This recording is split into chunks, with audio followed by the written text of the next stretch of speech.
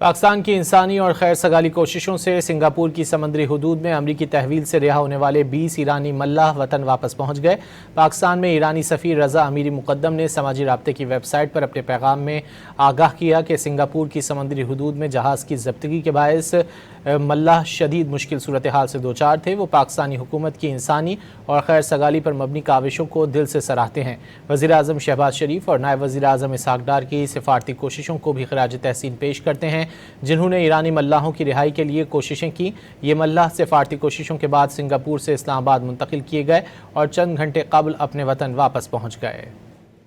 ملاح شدید مشکل صورتحال سے دوچار تھے۔ وہ پاکستانی حکومت کی انسانی اور خیر سگالی پر مبنی کاوشوں کو دل سے سراہتے ہیں۔